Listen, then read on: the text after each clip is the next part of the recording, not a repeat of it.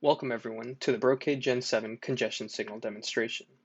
In today's session, we will be reviewing the differences between available FPIN types, the benefits of having congestion signal capable devices, and lastly, stepping through a demonstration of congestion signals in action.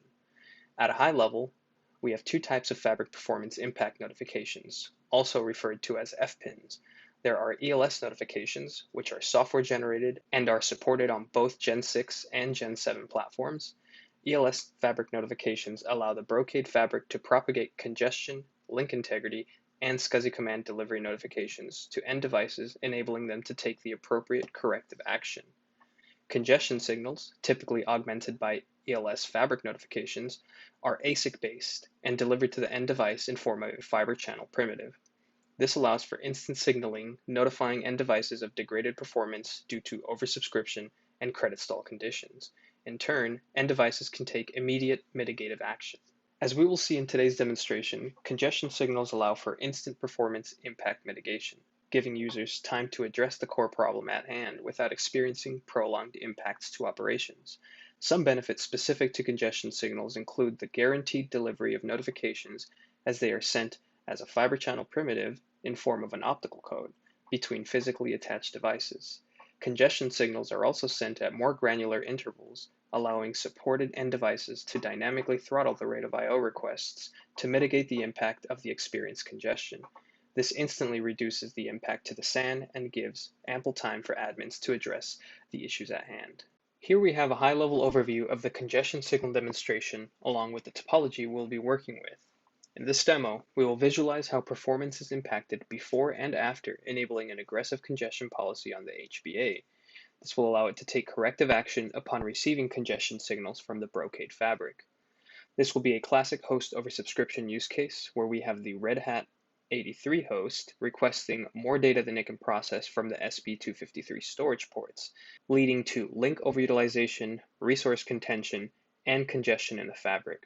This in turn causes adverse impacts to the devices sharing the same storage port, which will be observed on the ESXi 151 host. Let's move on and begin our demonstration. Let's go ahead and verify our fabric is ready to go. Since the primary focus of this demo will be around congestion signals, we will be disabling the FPIN maps action in our fabric. This way, the fabric will only send congestion signals and not ELS notifications to the HBA. Let's also verify the device we will be working on via the name server on the switch. Here we see our worldwide name, the Gen 7 Emulex HBA type, which supports congestion signaling, as well as the registered Red Hat host name we saw in our topology earlier.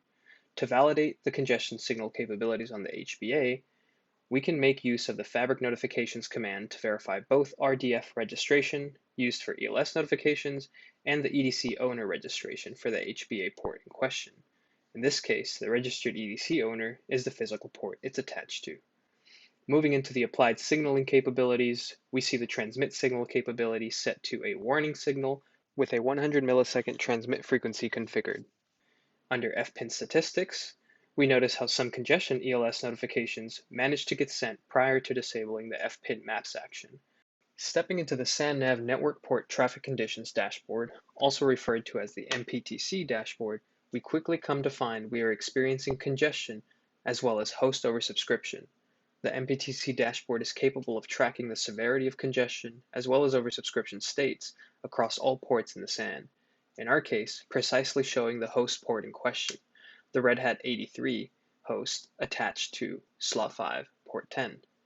There are various troubleshooting options available to us in SAN-NAV to determine the root cause and potential adverse impacts. We can investigate directly from the MPTC dashboard to correlate performance and latency metrics, investigate the Events tab for out-of-range violations, and view context-based topologies exposing any devices that may be impacted due to the sharing of resources. In our case, I will be taking a slightly different approach by getting an in-context topology of the highly utilized storage port, exposing the individual host ports communicating to it. This will point us directly to the involved flows being impacted by the oversubscribed port. We then use this information to filter for the flows communicating to SP253 storage port via the flow inventory.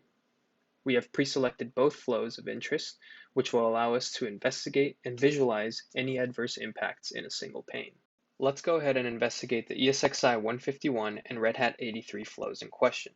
Some key metrics to evaluate in oversubscription use cases are read exchange completion time, read first response times, pending IOs, and maps violations. These violations will help us confirm where and why impacts are occurring in our fabric.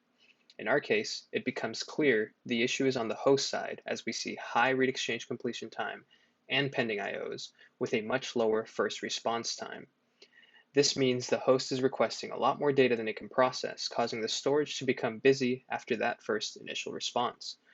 We can further see this via the I/O latency violations being automatically correlated.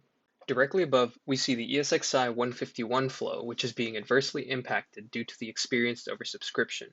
We notice that the read data rate took a significant impact, with increases in exchange completion and first response times, leading to an application slowdown.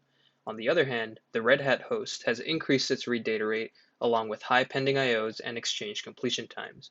With congestion signals, we are able to avoid this level of impact by enabling an aggressive congestion monitoring policy on the HBA via the Emulex SAN manager. Before we do so, let's set our investigation to real time and revisit it once the congestion policy is enabled. Stepping into the Emulex SAN manager, also referred to as ESM, we focus in on the Congestion Management tab, where we are presented with HBA detected congestion, Fabric detected congestion, and a count of ports using the various congestion policies. We have gone ahead and created a quick filter to only show the ports of interest in our environment, which are our ESXi and Red Hat host ports. To change the congestion policy, we select our ports and use the drop-down Port Congestion Settings option. Ports are currently showing as being in a monitor-only state in which the HBA will not take any action on any FPINs received. That said, let's enable and save the aggressive policy to allow for the HBA to react based on the congestion signals it receives from the Brocade fabric. Now that it's enabled, let's step back into our SANNav real-time investigation. Instantly, we can see the HBA take corrective action by throttling down the Red Hat host's I/O requests. This leads to a drastic improvement in throughput, read exchange completion time, and first response time for the impacted flow on ESXi 151. On the oversubscribed flow, we notice that throughput was reduced slightly, while the exchange completion time, first response time, and pending IOs were reduced significantly, allowing for the victim flow to recover and the congestion in the fabric to clear. Oversubscription in our case was found to be due to a high queue depth setting on the HBA, leading to resource contention and high utilization of links. It is worth mentioning that FPINs, ELS notifications, or congestion signals do not resolve the root cause of the oversubscribed host condition. Instead, they help mitigate the effects on the source and neighboring flows, providing admins more time to plan and resolve the issue during a designated maintenance window. This results in minimized application performance impacts. With that, we'll go ahead and conclude the congestion signal demonstration. To learn more about Brocade or Emulex, please visit broadcom.com and be sure to check out our other videos on our YouTube channel. Thank you for watching.